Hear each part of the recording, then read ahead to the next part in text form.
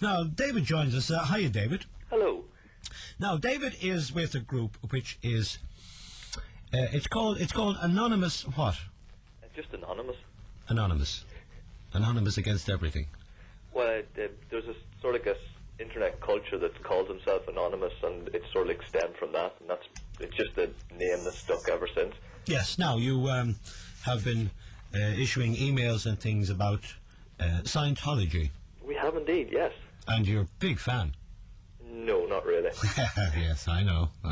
We happen to think that it's actually a business masquerading as a religion, and this whole sort of campaign started about last January, where there was a sort of like a video with Tom Cruise, an internal propaganda video, and it got leaked onto the internet, and it featured Tom Cruise talking about Scientology in very glowing but very nutty terms, and that got basically yanked off a lot of different internet websites. And then people took notice of it, people got interested in it, people did their research, and this project stemmed from that. Now, of course, Hollywood actors have been used by the Church of Scientology to promote their cause. Tom Cruise you mentioned. I think John Travolta is involved. There is indeed. The actual founder of Scientology, Hubbard, had wrote specific policies that they were to target celebrities specifically, because if you can get a famous face to put as a brand name on your particular product, it makes it more palatable to the general population. Have you had any experience of Scientology yourself? Myself, not personally. That's one of the strange things about this, that an awful lot of people who actually become involved and are taking action have not themselves had a personal experience, but when they did their research and talked to other people who have had personal experiences, it was enough to motivate them to take their actions. I've come across people in the past who have had family members involved with the Church of Scientology. The family say that the people involved were basically kidnapped and taken away. The person would then say, well, no, I came of my own volition and I want to be here and this is where I want to be. It's a very difficult situation when it comes to that. It is indeed. I mean, there's an awful lot of research into what happens here it hasn't quite been done. I mean, one of the people who attends our protest, she's called Anne Robinson. Her brother, Tony Phelan, she hasn't actually spoken to him since 2002 because he's been forced to disconnect from his family because the church itself consider the family to be what's called a potential trouble source and an impediment to his spiritual advancement. But it's sort of like, I mean, what makes someone want to disconnect from the family is something that it's very hard to pin down, it's very hard to explain, and a lot of people can't understand it. It's something that it needs more research, and it's something that's quite puzzling.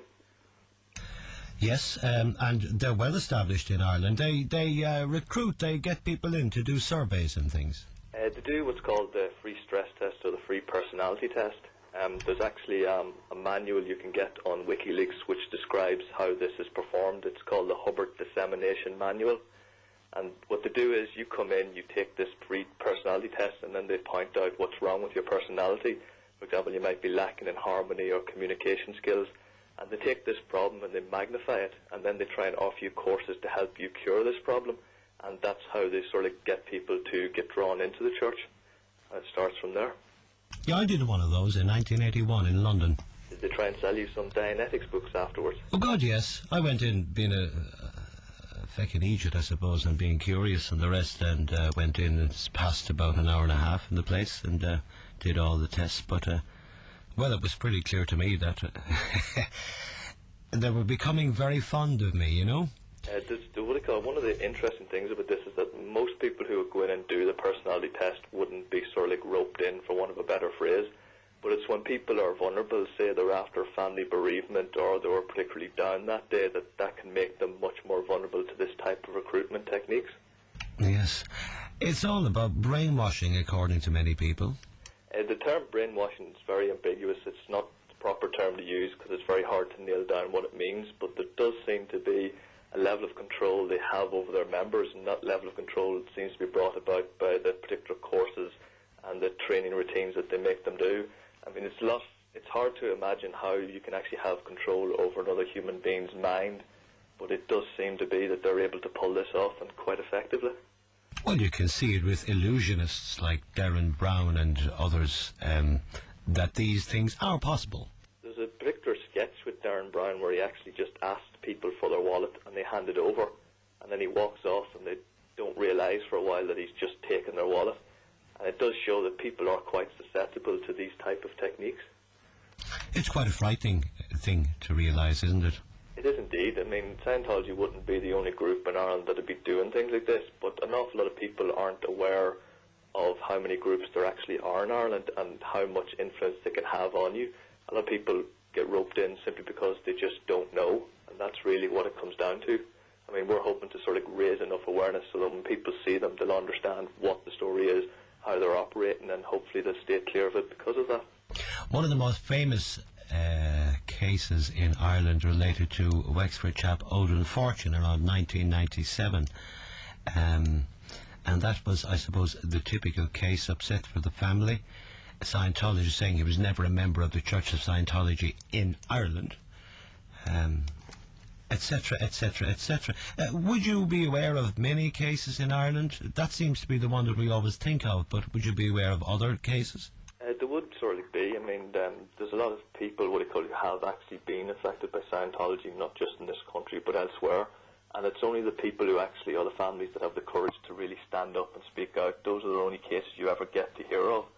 And that, in other words, the Scientology is almost very effective at breaking the spirit of different families and getting them to no longer pursue their actions of speaking out. And it really is depressing. There are a few other people in Ireland who have been adversely affected, but they tend not to speak out when they get out, and that's understandable. Yeah. Odin's family picketed the offices of the Church of Scientology at one stage, and I can also recall the Church of Scientology obtaining a British High Court injunction against members of the family to stop them entering any of their properties in Britain. And I'm not sure where all that ended up or what happened at the end of the day. It's my understanding that the injunction no longer applies, but I know that the Fortune family are no longer speaking out as they once did.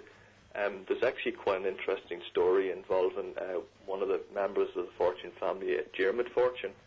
A while back, there was a fella called John Dagnan who was still involved with Scientology. He's actually wrote a book about his experiences called The Complex. Jeremy Fortune helped put up some of the money that managed to get John Dagnan out of the organisation, which is, when you think about it, it's quite extraordinary that that was the case. It's an extraordinary thing. Have you, does Ger Ryan in Dublin or any of the Scientology representatives correspond with you at any stage by email or anything? Well, I know that when we had the first protest last February, I know that Gerard Ryan and his brother Dermot Ryan came out and were speaking to us quite freely. And, we had video cameras and we recorded and put them up on the internet. But he hasn't come out since then. He sort of would sometimes just smile in the window, but he has no longer really communicated with us. I know that I've sent him emails on many occasions, but I'm not getting much responses from him.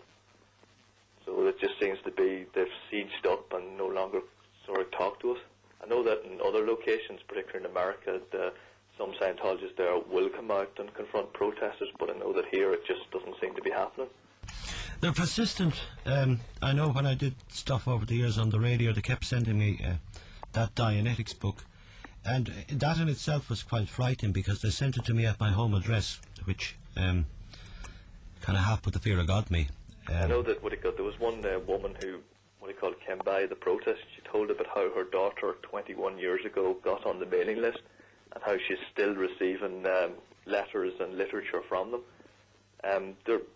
They do sort of put an awful lot of investment in putting out promotional materials, and if they get your address, it's almost impossible to get removed off the mailing list. But it's not they who freaked me out. It was the fact they got my address. That's what upset me a bit. But anyway, not to worry. Okay, listen, will you keep in touch? Well, indeed. Can I just give out the website? Please do. Yeah. If you have any information, you can go to www.anonireland.org, ANONIreland.org, and we'll be happy to answer any questions people have. All right, listen, David, thank you for joining us. Thank you for having me. All right, bye-bye to you. Bye-bye. That's David, and that's anonireland.org. www, of course.